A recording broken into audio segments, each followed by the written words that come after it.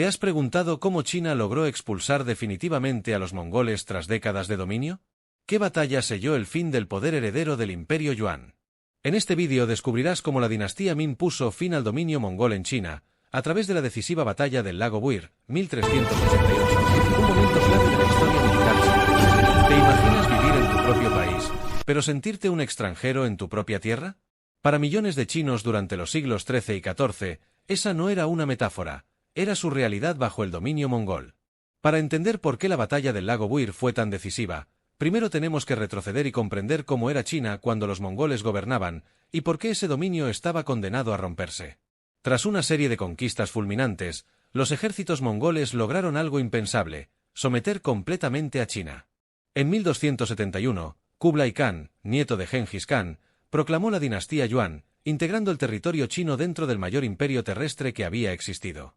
Desde el punto de vista militar, fue una hazaña monumental. Desde el punto de vista social y político, fue el inicio de una profunda fractura. Los mongoles eran una minoría gobernante. Aunque adoptaron estructuras administrativas chinas y conservaron parte de la burocracia confuciana, nunca dejaron de verse, ni de actuar, como conquistadores. La sociedad fue organizada en una jerarquía rígida. En la cima estaban los mongoles, debajo, otros pueblos no chinos aliados, y al final, la mayoría Han, la población local. Esta división no era simbólica, determinaba impuestos, castigos legales, acceso a cargos públicos y oportunidades de ascenso social. Para la población china, esto significó décadas de humillación silenciosa. Muchos eruditos confucianos quedaron excluidos del gobierno. Las tradiciones locales fueron toleradas, pero nunca plenamente respetadas. Y aunque los Yuan trajeron estabilidad inicial, comercio y apertura hacia Asia Central y Europa, el resentimiento crecía lentamente bajo la superficie. Con el paso del tiempo, el sistema empezó a mostrar grietas. Los mongoles, expertos en la guerra nómada, no siempre comprendían la compleja administración de un imperio agrícola tan vasto como China. La corrupción se extendió en los niveles locales, los impuestos aumentaron para financiar lujos de la élite y campañas militares poco exitosas, y las catástrofes naturales, inundaciones del río Amarillo, hambrunas, epidemias, golpearon duramente a la población. Aquí ocurre algo clave. En la mentalidad china tradicional, los desastres naturales no eran solo tragedias, eran señales. Señales de que el mandato del cielo estaba siendo retirado al gobernante.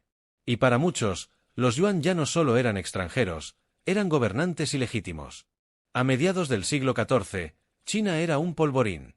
Campesinos arruinados, soldados descontentos y líderes religiosos comenzaron a organizar rebeliones. Una de las más importantes fue la rebelión de los turbantes rojos, que mezclaba misticismo, nacionalismo chino y desesperación social. Estas revueltas no surgieron de la noche a la mañana, eran el resultado directo de décadas de exclusión, abuso y pérdida de confianza en el régimen mongol. Mientras tanto, la élite mongola se fragmentaba. Las luchas internas por el poder debilitaban la autoridad central, y muchos generales actuaban por interés propio. El imperio que una vez se había expandido como un rayo ahora reaccionaba lentamente, sin coordinación y con una base social prácticamente inexistente en China. Es importante entender esto. Los mongoles no fueron derrotados solo por ejércitos enemigos, sino por el desgaste constante de gobernar un territorio que nunca lograron hacer suyo del todo. Su dominio se sostenía por la fuerza, no por la legitimidad. Y cuando la fuerza comenzó a fallar, todo el sistema empezó a colapsar. Así, cuando los levantamientos chinos comenzaron a ganar terreno, ya no se trataba solo de rebeliones aisladas. Era una marea imparable. El dominio mongol en China estaba llegando a su fin, y los Yuan serían finalmente expulsados hacia las estepas del norte. Pero aquí está el detalle crucial: aunque perdieron China, los mongoles no desaparecieron. Seguían siendo una amenaza poderosa, herida, pero peligrosa. Y es precisamente ahí donde empieza la verdadera historia del enfrentamiento final. Porque expulsar a los mongoles fue solo el primer paso. Asegurarse de que nunca pudieran regresar, eso requeriría algo mucho más decisivo. ¿Cómo pasa un campesino pobre, perseguido por el hambre y la guerra, a convertirse en el fundador de una de las dinastías más poderosas de la historia china? La respuesta a esa pregunta es clave para entender el ascenso de la dinastía Ming y por qué los mongoles, por primera vez en generaciones, se enfrentaron a un enemigo decidido no solo a expulsarlos, sino a destruir definitivamente su poder. A mediados del siglo XIV, China estaba sumida en el caos. El dominio mongol se debilitaba y las rebeliones estallaban por todo el territorio. En ese contexto emerge una figura inesperada, Zhu Yuanzhang. Huérfano, monje mendicante y antiguo pastor, Zhu no pertenecía a la élite militar ni a la aristocracia. Pero tenía algo que muchos generales no, una comprensión profunda del sufrimiento del pueblo y una ambición implacable. Zhu se unió a la rebelión de los turbantes rojos, pero pronto destacó por su inteligencia estratégica y su capacidad para atraer seguidores. Mientras otros líderes rebeldes se perdían en luchas internas o excesos de poder, Zhu fue construyendo lentamente una base sólida. Ganó territorios, aseguró rutas de suministro y, sobre todo, se presentó como el restaurador del orden chino frente al dominio extranjero. En 1368, el golpe final llegó. Las fuerzas de Zhu entraron en la capital Yuan, obligando al emperador mongol a huir hacia el norte. Ese mismo año, Zhu proclamó oficialmente la dinastía Min y adoptó el título de emperador Hongwu. Para muchos chinos, no era solo un cambio de gobierno, era el fin de casi un siglo de humillación. Pero aquí está el punto clave que a menudo se pasa por alto: la expulsión de los mongoles de China no significaba que hubieran sido derrotados. Simplemente se habían retirado. Al norte de la Gran Muralla, los restos del antiguo poder mongol seguían intactos, con ejércitos móviles, líderes experimentados y un profundo resentimiento. Hongwu lo sabía. Y por eso, desde el primer día, su dinastía no se limitó a gobernar, se preparó para la guerra. El nuevo emperador impulsó una transformación radical del sistema militar. Aprendiendo de los errores del pasado, los Min crearon un ejército permanente, organizado y profundamente ligado al Estado. Se estableció el sistema Beisuo, que asignaba tierras a los soldados a cambio de servicio militar hereditario. Esto garantizaba tropas leales, autosuficientes y siempre disponibles. A diferencia de los Yuan, los Min entendían que gobernar China requería algo más que fuerza. Hongwu restauró el confucianismo como base ideológica del Estado, reabrió los exámenes imperiales y reincorporó a los eruditos al gobierno. Esta decisión fue estratégica, devolvió legitimidad al poder central y convirtió a la burocracia en aliada del nuevo régimen. El mensaje era claro: los Min no eran conquistadores, eran gobernantes chinos legítimos. Pero mientras se reconstruía el interior del imperio, la mirada de Hongwu estaba fija en el norte. Para él, los mongoles no eran solo un enemigo externo, sino una amenaza existencial. La historia había demostrado que mientras existieran ejércitos nómadas organizados más allá de la frontera, China nunca estaría realmente a salvo. Por eso, los primeros años de la dinastía Min estuvieron marcados por campañas militares constantes. Fortificaciones, guarniciones fronterizas y expediciones punitivas se convirtieron en la norma. El objetivo no era solo defender, sino desgastar, dividir y debilitar a los mongoles hasta el punto de que no pudieran reorganizarse como una fuerza unificada. Aquí es donde los Min demostraron una diferencia crucial respecto a dinastías anteriores: aprendieron de sus enemigos. Adoptaron tácticas de caballería, mejoraron el uso de armas de pólvora y comprendieron la importancia de la logística en campañas largas. Ya no se trataba de reaccionar a incursiones mongolas, sino de llevar la guerra a su territorio. Al mismo tiempo, el Estado Min impuso una disciplina férrea. Hongwu era conocido por su dureza extrema, incluso con sus propios oficiales. Castigos severos, purgas internas y un control absoluto del poder garantizaron estabilidad, aunque a un alto costo humano. Pero desde su perspectiva, no había alternativa: cualquier debilidad sería aprovechada por los mongoles. Poco a poco, el equilibrio comenzó a cambiar. Donde antes los mongoles habían sido los cazadores, ahora se veían obligados a defenderse. Sus alianzas se fragmentaron, sus recursos disminuyeron y su antigua aura de invencibilidad empezó a desvanecerse. Aún así, seguían siendo peligrosos. Sus líderes confiaban en la movilidad, la experiencia y la memoria de un pasado glorioso. Y es precisamente esa confianza la que los Min estaban decididos a destruir. Para finales del siglo XIV, la dinastía Min ya no era un régimen joven y vulnerable. Era un estado consolidado, con una economía recuperándose, un ejército disciplinado y un objetivo claro: eliminar de una vez por todas la amenaza mongola del norte. La guerra ya no era defensiva, era preventiva y decisiva. Todo estaba preparado para el enfrentamiento final. Un choque que no solo decidiría el destino de ejércitos, sino el equilibrio de poder en Asia Oriental. Y ese momento llegaría en un lugar remoto, frío y aparentemente insignificante: el lago Buir. ¿Qué hace un imperio derrotado cuando pierde su capital, su prestigio y su territorio más rico, pero conserva su ejército y su sed de venganza?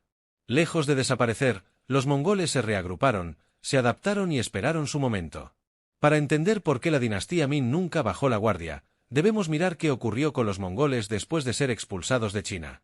Cuando las fuerzas chinas entraron en la capital Yuan en 1368, el emperador mongol Togón Temür no fue capturado ni ejecutado.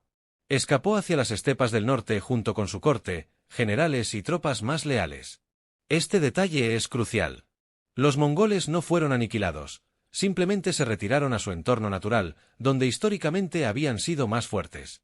Desde las vastas estepas de Mongolia, nació lo que los historiadores llaman el Yuan del Norte. Para los propios mongoles, ellos seguían siendo los legítimos gobernantes de China. La caída de la capital no era una derrota definitiva, sino un revés temporal. En su mentalidad, el imperio podía recuperarse. A diferencia de China, las estepas ofrecían algo que los Min no podían controlar fácilmente: movilidad absoluta. Los mongoles seguían siendo maestros de la guerra a caballo. Sus ejércitos podían desplazarse rápidamente, atacar donde menos se esperaba y desaparecer antes de que una respuesta organizada pudiera alcanzarlos. No necesitaban ciudades, murallas ni grandes líneas de suministro. La estepa era su aliada. Además, conservaban algo igual de peligroso: experiencia. Muchos de sus generales habían combatido durante décadas, tanto en campañas internas como en guerras de conquista. Sabían enfrentarse a ejércitos grandes, conocían las tácticas chinas y no subestimaban a su enemigo. Aunque ya no eran el imperio dominante, seguían siendo una potencia militar temible. Durante los primeros años tras la expulsión, los mongoles mantuvieron una actitud desafiante.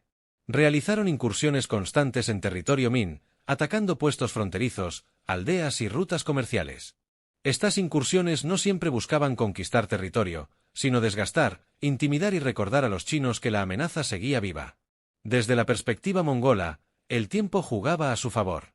Creían que la nueva dinastía, aún joven, eventualmente se fragmentaría bajo el peso de rebeliones internas, corrupción o luchas de poder, tal como había ocurrido con otras dinastías chinas en el pasado. Cuando eso sucediera, ellos regresarían.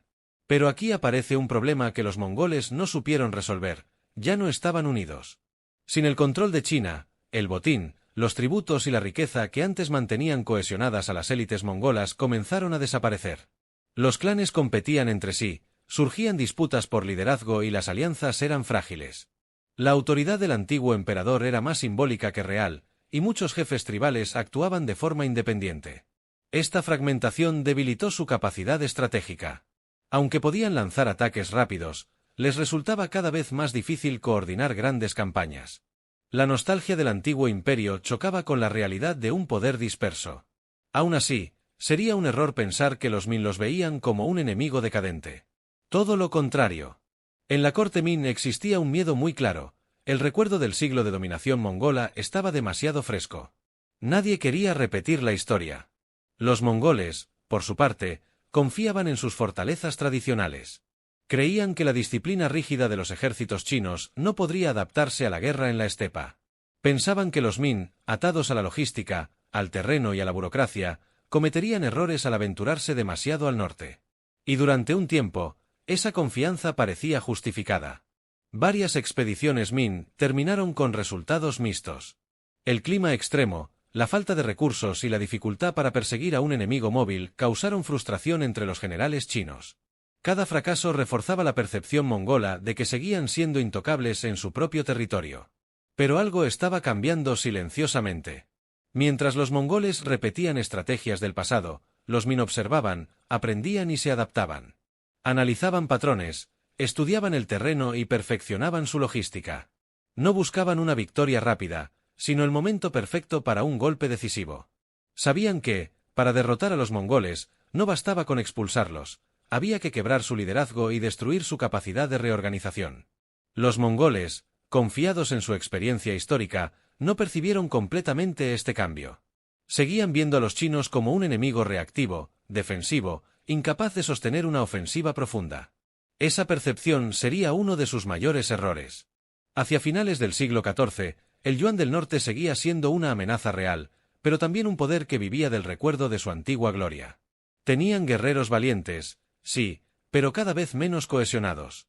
Tenían líderes ambiciosos, pero divididos. Y, sobre todo, no comprendían que esta vez, China no estaba esperando resistir. Estaba preparando el ataque.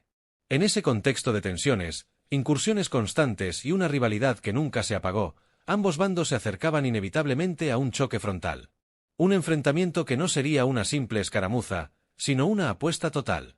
Y cuando ese momento llegó, los mongoles descubrirían, demasiado tarde, que el enemigo había cambiado. ¿Cómo se prepara una dinastía para destruir a un enemigo que ha dominado la guerra durante generaciones? No con prisa, no con improvisación, sino con paciencia, información y una estrategia calculada al detalle. El camino hacia la batalla del lago Buir no fue un impulso repentino, sino el resultado de años de planificación silenciosa por parte de la dinastía Min. Para finales de la década de 1380, la situación era clara en la corte Min. Las incursiones mongolas continuaban, el Yuan del norte seguía existiendo, y mientras su liderazgo permaneciera intacto, siempre habría una amenaza latente sobre las fronteras del imperio. El emperador Hongwu comprendía que defender indefinidamente el norte era una guerra sin fin. Si quería estabilidad duradera, debía golpear el corazón del poder mongol. Pero atacar la estepa no era una decisión sencilla. La historia china estaba llena de campañas fallidas contra pueblos nómadas, ejércitos agotados por el clima, líneas de suministro colapsadas y enemigos que simplemente se desvanecían en el horizonte. Los Min no podían permitirse repetir esos errores. Esta vez, el ataque debía ser definitivo. El primer paso fue la información.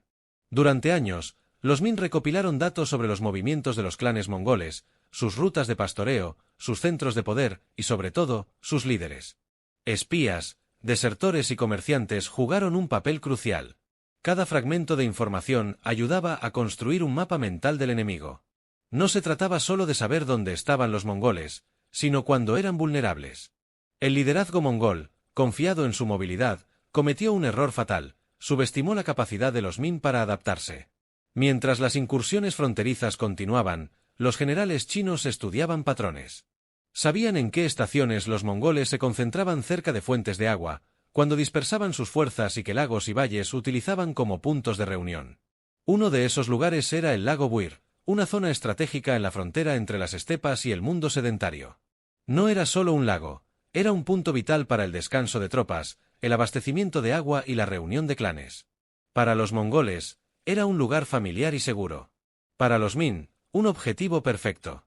En paralelo, el Estado Min se volcó en la logística. Aquí es donde se marca la diferencia con campañas anteriores. Se acumularon suministros durante meses, se establecieron depósitos avanzados y se prepararon rutas de abastecimiento móviles. El ejército no marcharía a ciegas, cada unidad sabía dónde reabastecerse, cuándo avanzar y cuándo detenerse. El mando de la expedición recayó en uno de los generales más experimentados del imperio, Lan Yu. Lan Yu no era solo un soldado leal, era un estratega agresivo, conocido por su capacidad para ejecutar campañas rápidas y decisivas. Precisamente lo que Hongwu necesitaba. La orden fue clara: no hostigar, no negociar, no retroceder. El objetivo era destruir al liderazgo mongol en una sola campaña.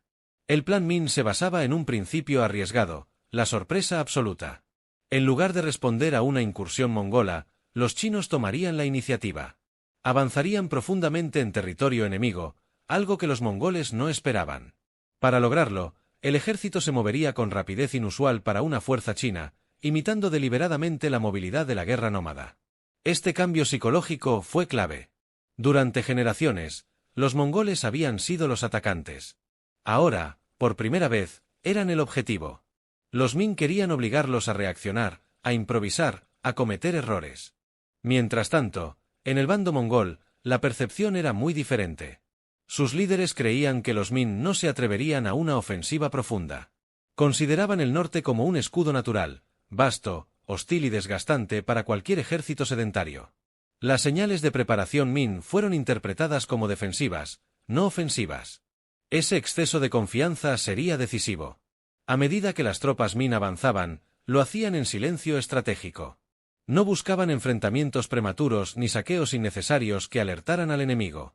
Cada paso estaba calculado para mantener el elemento sorpresa el mayor tiempo posible. El clima, duro y frío, que tantas veces había derrotado a ejércitos chinos, ahora era aceptado como parte del plan. Los Min se habían preparado mental y materialmente para ello. Otro factor clave fue la moral. A diferencia de campañas defensivas anteriores, esta expedición tenía un objetivo claro y motivador: acabar con la amenaza mongola de una vez por todas. Muchos soldados crecieron escuchando historias del dominio Yuan, de la humillación y la violencia. Para ellos, esta no era solo una misión militar, era una revancha histórica. En el plano estratégico, Lan Yu entendía que no bastaba con vencer en batalla. Había que destruir la estructura de poder mongola. Eso significaba atacar campamentos principales, capturar o eliminar líderes y desorganizar a los clanes antes de que pudieran dispersarse. El lago Buir ofrecía esa oportunidad, concentraba hombres, recursos y mando. Cuando finalmente las fuerzas Min se acercaron a la zona, el tiempo era crítico. Si los mongoles detectaban la amenaza demasiado pronto, simplemente se dispersarían en la estepa, volviendo inútil toda la campaña. La ventana para el éxito era estrecha y no habría segunda oportunidad. Antes de seguir, no olvides suscribirte para no perderte más contenido como este. Así estarás siempre al tanto de nuestros próximos vídeos. Ahora, sigamos. En esos momentos finales antes del choque, todo estaba en juego. Años de preparación, reformas militares y aprendizaje estratégico convergían en una sola decisión: avanzar y atacar. No había garantías de victoria. Pero por primera vez en siglos, China no estaba reaccionando a la guerra nómada. Estaba redefiniéndola. El escenario estaba listo. El enemigo, confiado y concentrado. El ejército Min, en marcha. El siguiente paso ya no sería planificación ni estrategia, sino choque directo. Y en las orillas del lago Buir, la historia estaba a punto de cambiar para siempre. ¿Cómo se derrota, en su propio territorio, a un enemigo que durante siglos fue sinónimo de guerra, velocidad y conquista? La respuesta está en lo que ocurrió en 1388, a orillas de un lago remoto, bajo un cielo implacable, cuando la dinastía Min y los mongoles se enfrentaron en un choque que cambiaría el equilibrio de poder en Asia para siempre. La batalla del lago Buir no comenzó con trompetas ni desafíos formales. Comenzó con silencio. Las fuerzas Min, comandadas por Lan Yu, habían avanzado profundamente en la estepa sin ser detectadas. Era una maniobra extremadamente arriesgada. Si eran descubiertos demasiado pronto, los mongoles simplemente se dispersarían. Pero la sorpresa estaba de su lado. El lago Buir no era un campo de batalla elegido al azar. Para los mongoles, era un punto clave de reunión, agua, pastos, descanso y seguridad. Allí se encontraban campamentos, familias, suministros y, lo más importante, parte del liderazgo del Yuan del Norte. Entre ellos estaba el antiguo emperador Togón Temür, símbolo viviente del antiguo dominio mongol sobre China. Los mongoles se sentían seguros. No esperaban un ataque a gran escala tan al norte. Su experiencia histórica les decía que los ejércitos chinos no podían sostener campañas profundas en la estepa. Esa confianza fue su mayor debilidad. Cuando las avanzadillas mongolas detectaron movimiento enemigo, ya era tarde. Las fuerzas Min estaban demasiado cerca. Lan Yu no dio tiempo a que el enemigo se reorganizara. Ordenó un ataque inmediato, rápido y sin concesiones. El objetivo no era una batalla prolongada, sino el colapso total del campamento mongol. El terreno jugó un papel crucial. Aunque la estepa favorecía la caballería, la cercanía del lago y la disposición dispersa de los campamentos limitaron la capacidad de los mongoles para maniobrar como estaban acostumbrados. Muchos guerreros no estaban en formación de combate. Algunos estaban descansando, otros cuidaban el ganado. La sorpresa fue devastadora. Los Min avanzaron con una coordinación inusual. Infantería, caballería y unidades con armas de pólvora actuaron de forma sincronizada. Este detalle es clave. Los ejércitos chinos ya no dependían únicamente de masas de soldados lentos. Habían aprendido a moverse con rapidez, a mantener el ritmo y a explotar el desconcierto del enemigo. El primer choque fue caótico. Los mongoles intentaron montar y reagruparse, pero el ataque Min fue implacable. Flechas, lanzas y explosiones rompieron la cohesión del campamento. Donde antes había orden tribal, ahora había confusión. Donde antes había confianza, ahora había pánico. Lan Yu sabía que el tiempo era su mayor aliado. Cada minuto que pasaba sin que los mongoles se reorganizaran aumentaba las posibilidades de victoria total. Por eso ordenó presionar sin descanso. No permitió pausas ni persecuciones individuales innecesarias. El objetivo era claro: destruir el núcleo del poder mongol antes de que pudiera escapar. Los líderes mongoles intentaron reaccionar. Algunos jefes lograron reunir pequeños contingentes y lanzar contraataques. En combates aislados, demostraron que seguían siendo guerreros formidables. Pero ya no luchaban como un ejército unido. Eran fragmentos de una fuerza que se desmoronaba. Uno de los momentos más críticos de la batalla fue la captura del campamento principal. Allí se encontraban estandartes, suministros, tesoros y miembros de la familia imperial. La caída de este núcleo tuvo un impacto psicológico devastador. Para los mongoles, perder el campamento no era solo una derrota táctica, era la señal de que el cielo les había dado la espalda. Mientras tanto, el clima comenzaba a jugar su papel. El frío, el viento y el terreno irregular dificultaban cualquier intento de retirada ordenada. Los Min, preparados para estas condiciones, mantuvieron la presión. Los mongoles, sorprendidos y desorganizados, no pudieron explotar su ventaja tradicional de movilidad. A medida que avanzaba el día, la batalla dejó de ser un enfrentamiento y se convirtió en una huida. Muchos guerreros mongoles intentaron escapar hacia el norte, pero fueron perseguidos implacablemente. Otros se rindieron. Algunos murieron defendiendo hasta el final el honor de un imperio que ya no existía. La figura de Togon Temür es central en este momento. Aunque no fue capturado en el campo de batalla, su huida marcó simbólicamente el final de cualquier esperanza real de restaurar el poder Yuan en China. Ya no era un emperador en retirada estratégica. Era un líder derrotado, escapando para sobrevivir. Las cifras de la derrota fueron enormes. Miles de mongoles murieron o fueron capturados. Se incautaron animales, armas y suministros en cantidades masivas. Pero más allá de los números, el golpe más fuerte fue al liderazgo. Generales experimentados murieron o desaparecieron, y la estructura de mando quedó destruida. Lan Yu no se detuvo ahí. Siguiendo órdenes claras, sus tropas destruyeron campamentos, quemaron recursos estratégicos y persiguieron a los restos del ejército enemigo durante días. El objetivo era claro, no permitir que los mongoles se reagruparan rápidamente. Cada acción estaba pensada para prolongar el caos y la fragmentación. Desde el punto de vista Min, la batalla fue un éxito absoluto. Habían logrado lo que ninguna dinastía china había conseguido antes, llevar la guerra al corazón del mundo nómada y salir victoriosos. No fue solo una victoria militar, fue una victoria psicológica y simbólica. Para los mongoles, el impacto fue devastador. El mito de su invencibilidad en la estepa se rompió definitivamente. Ya no podían confiar en que el norte los protegería de la ofensiva china. El enemigo había aprendido sus tácticas, había soportado el clima y había demostrado que podía atacar con precisión letal. La batalla del lago Buir no fue una simple batalla más. Fue el punto de quiebre. El momento en que el Yuan del Norte dejó de ser una amenaza estratégica y pasó a ser un conjunto de clanes dispersos, sin capacidad real de reconquistar China. En el silencio posterior al combate, entre restos de campamentos destruidos y huellas de caballos en la estepa, quedó claro que algo había cambiado para siempre. China ya no vivía bajo la sombra del miedo mongol. Por primera vez en generaciones, el equilibrio se había invertido. Y aunque la guerra no desaparecería por completo, el resultado de ese día selló el destino de los antiguos conquistadores. El poder que una vez dominó medio mundo había sido derrotado donde más confiaba, en su propio terreno. Lo que quedaba ahora era ver cómo esta victoria transformaría el futuro de China, y qué precio tendría para la dinastía Min. ¿Qué ocurre después de una victoria total? ¿Qué cambia cuando un enemigo que atemorizó a generaciones enteras es derrotado en su propio terreno? Las consecuencias de la batalla del lago Buir fueron profundas, duraderas, y en muchos sentidos, transformaron para siempre la relación entre China y las estepas del norte. En el corto plazo, el impacto fue inmediato y contundente.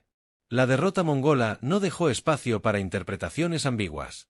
El Yuan del Norte perdió a gran parte de su liderazgo militar, sus principales campamentos y una enorme cantidad de recursos. Lo más importante, perdió la capacidad de actuar como una fuerza unificada.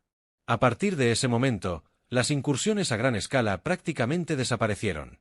La frontera norte de China, por primera vez en décadas, comenzó a experimentar una relativa calma. Para la dinastía Min, esta victoria fue una confirmación histórica. No solo habían expulsado a los mongoles de China, sino que habían demostrado que podían derrotarlos en la estepa, el escenario donde los nómadas siempre habían sido superiores. Esto cambió por completo la mentalidad estratégica del imperio. Ya no se trataba solo de defender murallas, sino de entender que la iniciativa podía, y debía, estar del lado chino. Desde el punto de vista político, la batalla consolidó el prestigio del régimen Min. El emperador Hongwu había apostado todo a una ofensiva arriesgada, y el resultado validó su visión. En la corte, la victoria reforzó la autoridad imperial y silenció a muchos críticos que temían las campañas en el norte. El mensaje era claro, el nuevo estado no era débil ni improvisado, era capaz de planificar y ejecutar operaciones decisivas. El general Lan Yu fue celebrado como héroe nacional. Su nombre se convirtió en sinónimo de victoria y audacia militar. Sin embargo, esta gloria también sembró semillas de tensión internas. En el sistema político Min, el exceso de poder y prestigio militar siempre despertaba sospechas. Aunque la victoria fortaleció al imperio, también alimentó temores sobre la autonomía de los generales, algo que tendría consecuencias más adelante. Para los mongoles, el golpe fue devastador en varios niveles. Militarmente, quedaron fragmentados. Sin un liderazgo central fuerte, los clanes comenzaron a actuar de forma independiente, priorizando su supervivencia sobre cualquier proyecto imperial. La idea de reconquistar China, que durante años había sido un sueño latente, se convirtió en una fantasía irrealizable. Psicológicamente, la derrota fue aún más profunda. El lago Buir rompió el mito de la invulnerabilidad mongola. Durante generaciones, su identidad había estado ligada a la guerra, a la movilidad y a la victoria. Ser derrotados de forma tan contundente en su propio territorio socavó la confianza colectiva. A partir de ese momento, los mongoles ya no serían vistos como conquistadores inevitables, sino como una potencia regional más, limitada y contenida. A largo plazo, esta transformación tuvo efectos geopolíticos claros. China dejó de ser el objetivo principal de las ambiciones mongolas. Las amenazas externas se desplazaron hacia conflictos internos entre clanes o enfrentamientos con otros pueblos de Asia Central. La frontera sino-mongola se estabilizó, aunque nunca desapareció del todo la tensión. Para los Min, la victoria permitió redirigir recursos hacia la consolidación interna. Se reforzaron las guarniciones fronterizas, se mejoraron las fortificaciones y se profundizó el control estatal sobre el ejército. La experiencia del lago Buir influyó directamente en la política defensiva posterior, incluyendo la importancia estratégica de la Gran Muralla como elemento disuasorio, no solo como barrera física. Sin embargo, también hubo un costo. Las campañas en el norte demostraron que la guerra ofensiva en la estepa era posible, pero extremadamente exigente. Logística, clima y desgaste humano seguían siendo factores críticos. Los emperadores Min posteriores recordaron esta lección, aunque el enemigo había sido debilitado, nunca debía subestimarse. En términos históricos más amplios, la batalla del lago Buir marcó el verdadero final del ciclo de dominación mongola iniciado en el siglo XIII. No fue solo el fin de una dinastía, sino el cierre de una era en la que los pueblos nómadas habían dictado el destino de China desde el norte. A partir de entonces, el equilibrio de poder se inclinó claramente hacia los estados sedentarios organizados. Este cambio tuvo implicaciones culturales profundas.